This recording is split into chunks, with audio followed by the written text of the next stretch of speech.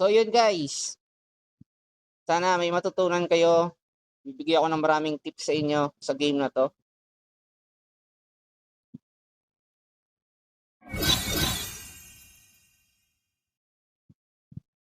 So yung mga kampi ko dito 400, 500, isang 200, ako 300 plus ako, alam niyan. Isang 100. So mga immortal, marunong sila sa mechanics. So hindi mo pwedeng maliitin kahit sabi yung 100 stars lang yan, marunong sa mechanics. Okay guys, bigyan ko kayo ng tips sa drafting. Okay yan, nagsipik na. Since na hindi natin alam yung yung lineup ng kalaban natin, magpo-focus tayo sa team build up. Okay? So merong mga kailangan sa isang 5-man party. Kailangan ma-meet nyo yung 5 yon. Ito yung basic lineup na kailangan yung malaman or mabuo sa team nyo. Kahit hindi kayo gumagawa ng strat, kagaya ng Keki strat, kagaya ng Digi strat, Este strat, Kimi strat, or XP strat, Freya strat. Okay? Meron kasing mga nagwa-one trick na gumagana yon. Pero kailangan bihasang bihasa kayo sa hero na ginagamit nyo pag nag-one trick kayo. Gumagana siya guys. Pero dito, ito yung kumbaga prerequisite, standard ang ituturo ko sa inyo. Para kahit hindi kayo maalam sa sobrang daming combo, o malason na combo, pwede nyo itong gawin.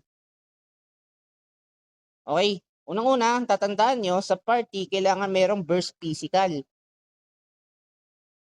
Ang burst physical natin dito si Hirara. Assassin yan eh. Kagaya nila Nolan, mga ganon, physical, pwede yon. Kailangan din natin ng burst mage. Total yung mage natin dalawang magic damage. Si Selena, tsaka meron pa tayong Esmeralda, hindi na natin kailangan yon. Minsan kasi hindi nakaka-burst yung Selena pag hindi siya nag-snowball sa mid. So meron naman tayong doon.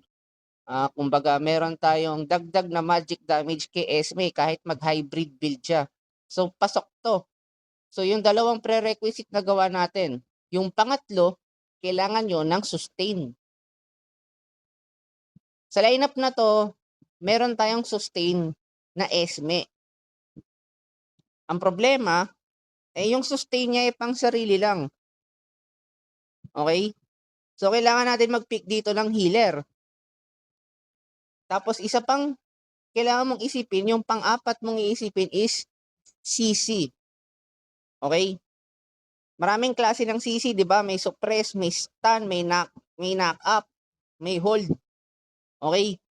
Pero, kailangan sa 5-man, maganda talaga na meron kayong knock up o suppress. Isang hero may knock up and suppress. Para lang to sa mga hero na may strong immunity sa spells. Kagaya ni Odette. May mga CC si Odette na kahit ma-stun mo siya, yung mga mabababang stun, yung effect nila, hindi napipigilan yung ulti.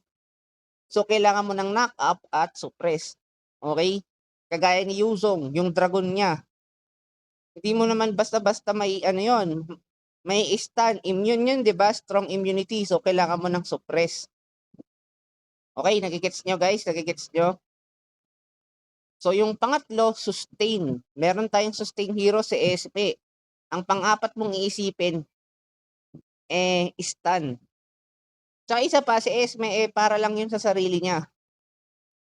So, meron kayong konting problema sa sustain dito. Itong Selena, itong Hirara, tsaka yung YSS nyo. Okay? Pero may sustain na. Hindi lang ganun ka-efficient sa 5. So, kailangan natin mag-isip ng healer na hero. So, yung pang-apat, sinabi ko na 'di ba, yung CC ang mahalaga. Dito, ang mga CC natin si Esme Meslow. Si YSS may mini stun, pero yung stun ng ulti niya hindi ganun kalakas. Okay, hindi kagaya ng mga support nila, kagaya nila Tigreal na malalakas yung crowd control. Okay, kasi nakaka-flicker out yung kalaban sa ulti ni YSS. At nakakatakas yung kalaban sa slow ni Esme.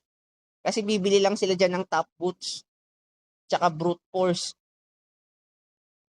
So, kailangan nyo ng pangmalupitang stun. sa lineup na to. Kasi kung aasahan mo lang yung slow ni Esme, tsaka mini-stun ni YSS, tsaka yung yung hold ni Selena, paano pag may nag-pick ng Odette? Sinong pipigil? Paano pag may nag-pick ng ng Suyu na madaling madodge yung yung pana ni Selena? Sinong pipigil? Wala. Kaya magpipick ako dito yung pangatlo at pang-apat na requirements sa isang 5-man. So magpipick ako dito guys ng Minotaur. Sa lineup na to, Minotaur yung the best. Pwede ka rin mag-pick ng Hylos. Pero sa lineup namin, the best ang Mino dito.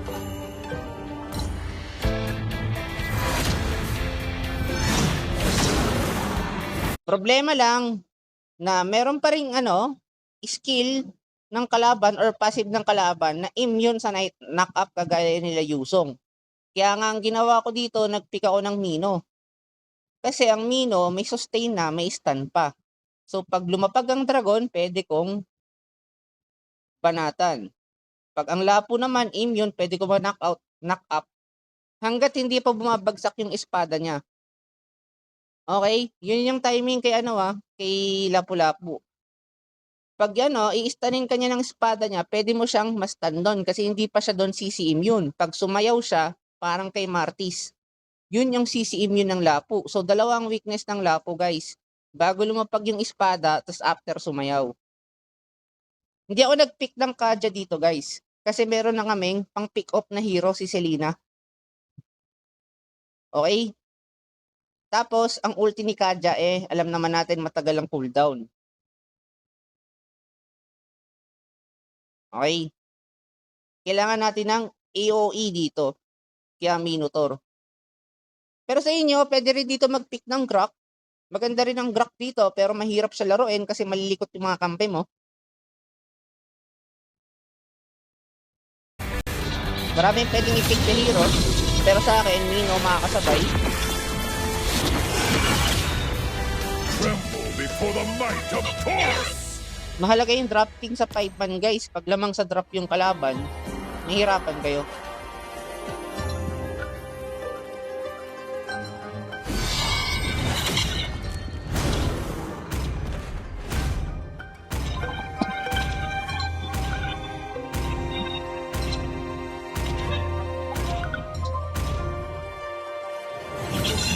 Forward na natin dun sa umpisa ng laban. Okay. Okay.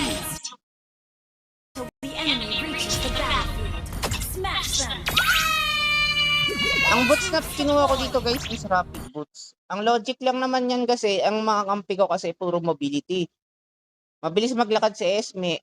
Si Selena mabilis din, daming dash. Si Hirara mabilis din, si YS mabilis din.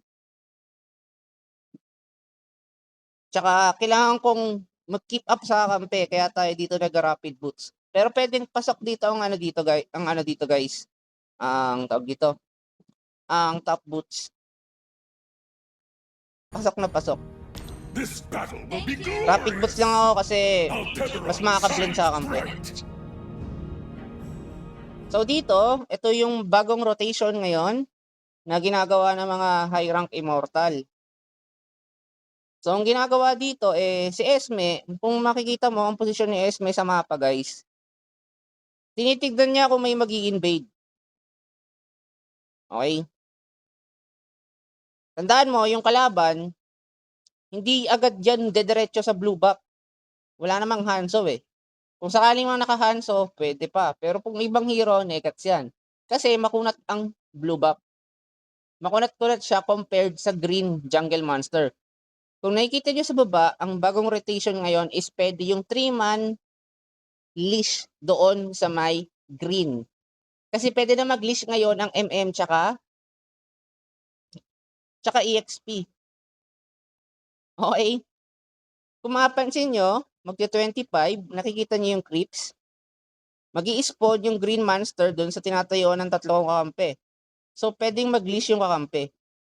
Pero, pag nag-leash kayo, dapat mong tandaan na meron kayong kakampi na nakatingin sa anti-invasion. Kasi usong invade ngayong season, guys. So makikita nyo si Esme nag-vision dyan. Since nakita natin yung lineup ng kalaban, di ba? Hindi makakapag-invade yung Gusion dito. Kung maalala ko, Gusion ba ang core nila? Kalimutan ko kung sino ang core. Hindi pala, YSS. Ganon din si YSS, guys. Level 1 ang tagal mag-farm niyan. Glorious. Altetheron shines Tagal bright. mag-farm niyan. Kung saan po mag-i-invade siya, magmi-meet yung creep sa mid, imagine nyo na lang, masisilip siya ng mage ng kalaban. So, risky mag-invade dito yung YSS ng level 1. So, meron kaming butas dito. Ang ginawa ko naman dito, tinitignan ko kung sa blue triangle yung YSS. Since wala yung YSS dito, nakikita sa mapa na, diba, andyan ako.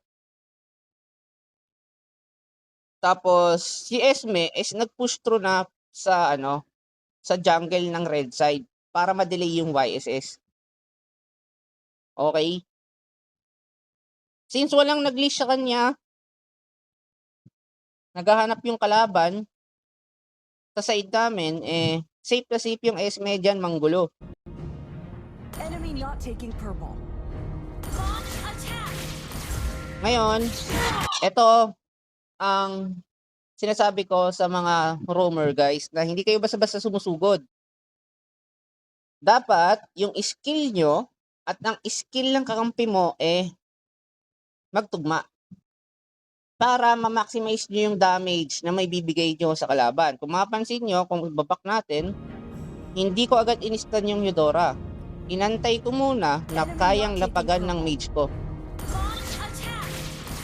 Tignan mo, mangyari. Lapag. Crits yung nilapagan niya. Pero usually, ganoon lagi. Na bago kayo mag-initiate, make sure lang yung kakampi mo is makapag lapag ng skill. Hindi yung istanin mo agad yung yudo.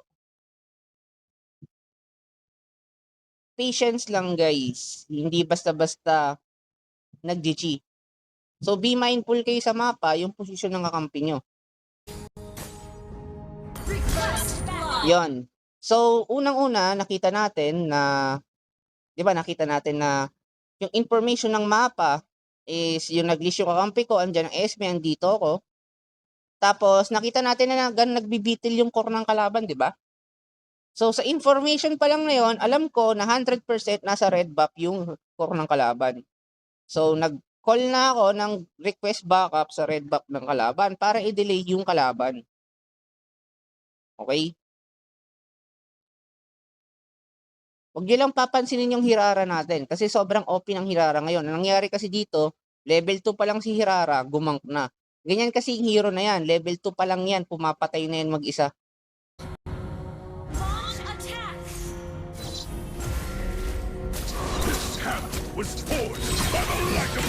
So, yun. Ulit yung timing, guys. Na, lalo na as roamer, bago ka maglapag ng skill, tandaan mo, malalaman mo na high rank yung player. Pag ganito sila maglapag ng skill.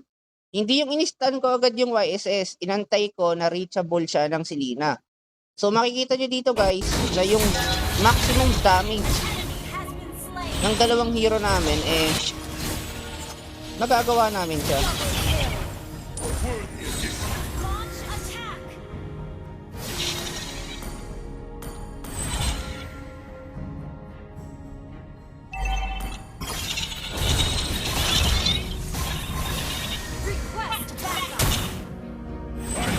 Ganun ulit. Napapansin niyo yung pattern? 'Di ba? May narinig akong flame shot. Tingin ko tumalsik yung Selena. Tapos, hindi ko agad sinistan si Yudo. Paano nyo mamamaximize yung CC nyo tsaka ng skill nyo? Una, nakita ko yung bilog. Pag inistan ko, tapos yung sabog ng ng passive ng emblem ko, tapos puputok yan. After mangyari doon, may slow pa yung Yudo. Ma-maximize natin yung damage ng parehang hero natin. Tapos, mas mataas yung odds na makill natin yung kalaban. Ito yung mage natin dito is 400 plus star, babae. Babae yan pero wala sa gender guys. Naiintindihan niya yung mechanics. So sana sa mga babae nating player dyan, sa mga ka-squad natin, kaya nyo rin yan. Slain an enemy. The grim end. So dito, hindi na namin sinasamahan yung YSS. Kasi naka-snowball yung YSS, di ba? Nakapag first blood kanina. Tsaka kahit 100 star yung YSS dito, maingat yan. Marunong sa mechanics. So ang ginagawa lang namin dito is dine-delay namin yung XP tsaka yung core para hindi sila makapag-turtle. Mapansin nyo, sobrang delay na ng YSS ng kalaban tsaka ng ano. Dito, nag-sorry ako dyan. Simple lang yan. Ginamit ko kasi yung first skill ko, hindi naabot yung Selena. I mean, simple mistake.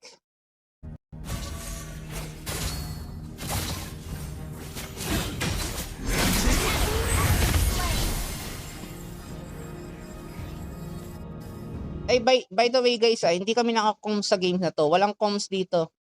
Naka-on lang speaker ko pero sila hindi naka-on ng speaker. Walang comms to. So dito, ang ginagawa ko, total hindi ako kayang i-burst ng Yudo. Dinedelay ko lang siya sa creeps niya guys. Alam mo, nagawa ko lang to kasi yung Esme andito magka-cut ng wave. Pero kung walang vision yung Esme dyan, hindi ko to gagawin. Kasi pwedeng manggaling dyan yung kalaban. So nalalaman ko sa pwesto ng Esme is green zone. Ang orange zone dito sa between tower, ang red zone andoon sa blue buff ng kalaban. Okay? Tsaka meron akong panakbo na stun, pwede kong talunin yung pader kung sakaling lumapit dyan yung YSS. Tsaka alam ko yung YSS dito, since na-delay namin ng sobra, hindi magle-level 4. So ito, ginagawa ko to, situational to guys. Hindi ko siya ginagawa kasi pwede siya gawin every game. Nagkataon lang talaga yung Esme may vision dyan. Napakahalaga ng mapa guys. So yun, madedelay namin yung Yudo. Mauuna kami sa pwesto ng turtle. Tapos yung Esme namin is magkakat ng wave. Mauuna din yung Esme. So sa sitwasyon pa lang na to, sure na kami guys na amin yung turtle dyan. Ganito maglaro sa 5-man guys. Celestial fury. Kailangan mo adapt nyo to. Launch attack. Mapansin nyo, isa pa, hindi rin ako basta-basta sumasama sa clear ng wave. Merong tinatawag na the more na mag-hide ka sa bush is mas nakaka-pressure yun sa kalaban as mas mataas yung odds na manalo kayo sa clash. Para sa akin dito, give up ko na mag-level 4 guys. Ang prioritization ko dito madali yung kalaban. Tsaka maganda yung pwesto. Ganun naman ang laban sa sa 5-man immortal guys Kailangan maganda lagi pwesto mo. Pag sumabit ka sa pwesto mo, patay ka. O kaya pangit yung outcome ng clash. So dito, nagka-turtle kami, 'di ba, 4, tapos yung YSS mag-isa. So alam na ng YSS na hindi niya kailangan mag-asim diyan. Ito yung sinasabi ko guys, na pag nag-4-1 strat kayo, responsibilidad ng sa other side na mag-ingat. Okay? Hindi niya kailangan magreklamo guys or magalit kasi ang kakampi di umiikot sa kanya. Nakikita niyo yung advantage and disadvantage. Okay, yung disadvantage, hindi siya gano'ng makapag-farm dyan, di ba? Force siyang mag-hold or iwanan yung tower. Ang advantage dito is makakapag-turtle kami. At ang pwede namin sunod na gagawin dyan, ay makipag-trade kami ng hero at tower. Kasi dislocated yung kalaban. Pwede namin patayin yung Dairot pag after ng turtle at mag-push. Okay, tingnan nyo yung timer, magto-210 yan. 210. Pag na-clear ni YSS yung wave dyan, pinilit niya ma-clear, di siya mamatay, hindi makakapag-push yung kalaban. Okay? Tapos meron kaming chance na patayin si Dirot. May turtle na kami. Yung parating na wave, ikakat ng Esme, tapos mababasag yung first tower ng kalaban. Ito ang play dito. Launch attack. Request launch attack.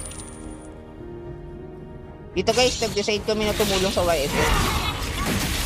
Unang-una, napansin namin na mataas yung buhay ng YSS. Tsaka ready siya makipag-clash. Pero mo hindi mainipin ng gold namin. Inantay muna na reachable yung skill namin bago siya gumaw.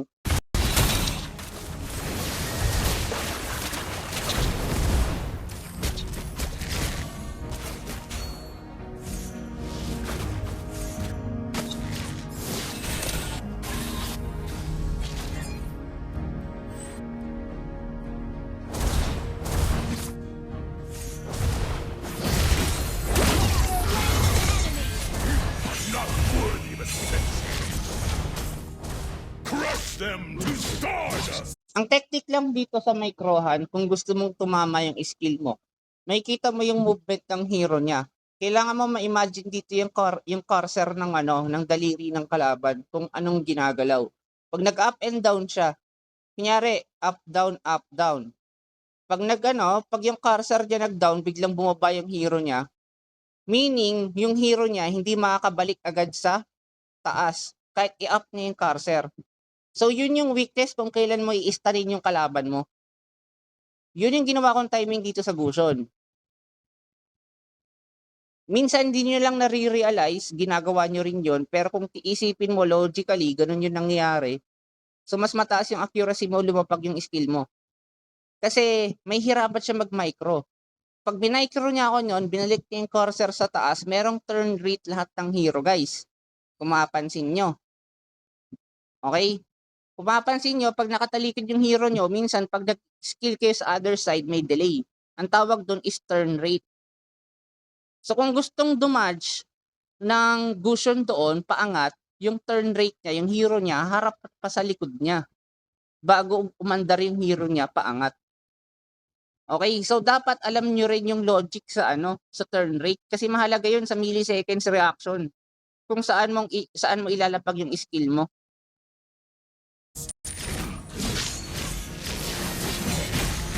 Attack. Solo kill. Killing spree.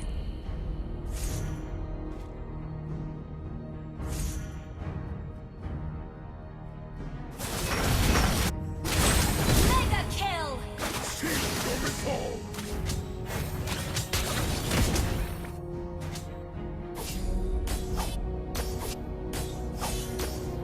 Request backup.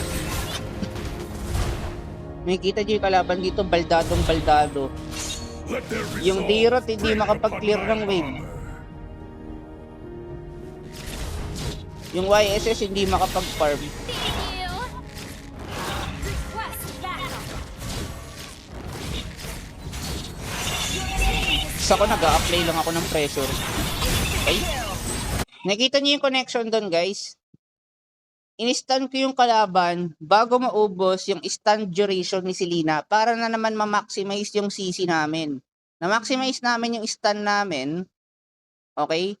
Tapos pag putok ng skill ko, pag lumayo yung kalaban, sasabog yung nilagay na tanim ni Selena. May slow pa yung kalaban.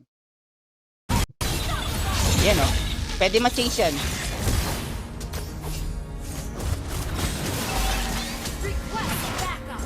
So, kung ginawa ko doon, di ba, freshly na stun ni, ni Selena yung kalaban, tapos dinakap ko agad. Di pagtanggal ng, ng stun ng kalaban, malaya na siya, wala nang kasunod. My rage is cosmic. Seal your resolve. Ally has been slain. Ult is not ready.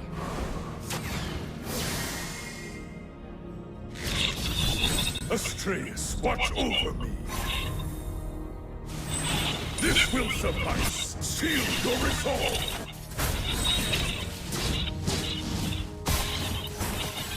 Go. Nagkamali ako doon. Biglang sumalon yung Matilda. Mega kill. Double kill. Nagkakamali rin ako guys. Okay? Ganun ulit yung timing guys ha. Kung mapansin nyo lang. Hindi ako basta-basta nag-stun. So yung sa mga simple details kagaya nito na low yung YSS, sinalo ko na to. Roamer kayo guys, basta wag nyo kakalimutan, pag post 4 kayo, mage ka, support ka. Pag post 5 ka, roam ka, support ka din. So, ang trabaho mo lang talaga is i-support yung kakampi mo. Tapos, hanggat maaari, wag mo paggamit yung battle spell ng kakampi mo. Okay? Nagko-cooldown kasi yan. Sabi ng iba, para daw mag-cooldown, magamit ng maraming beses. No. Kung gusto mo maging perfect yung game mo, gagamitin mo lang yan sa pinakakailangan mong timing. Utakan mo yung kalaban nang hindi kayo gagamit basta-basta ng battle spell. Slain the turtle. Kasi lagi ka nag-iisip kung worth it ba or hindi. Makipag-trade ka sa kalaban na puro beneficial lang sa inyo. Hindi ka makikipag-trade ng makikill mo siya, makikill ka. Pag ganun kasi, nagkaka-gold yung kalaban.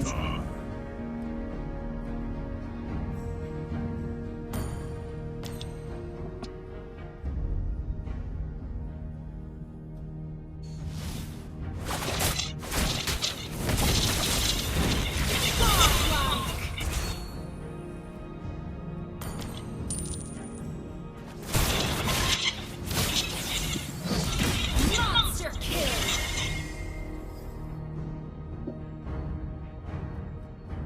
Solo kill. Legendary. Dito nagdawalong isip na ako, mamatay na yung kalaban, hindi na ako pumunta. Mas pinili ko na lang mag-vision.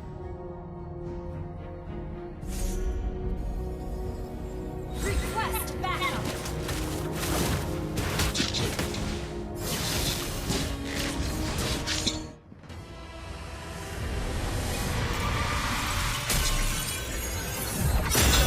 Victory.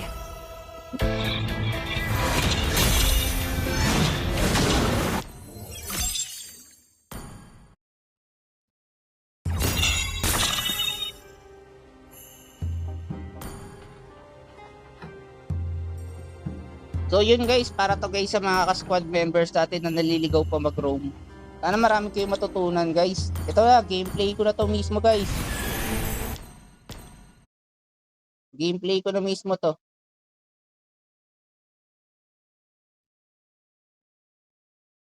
Nice, G.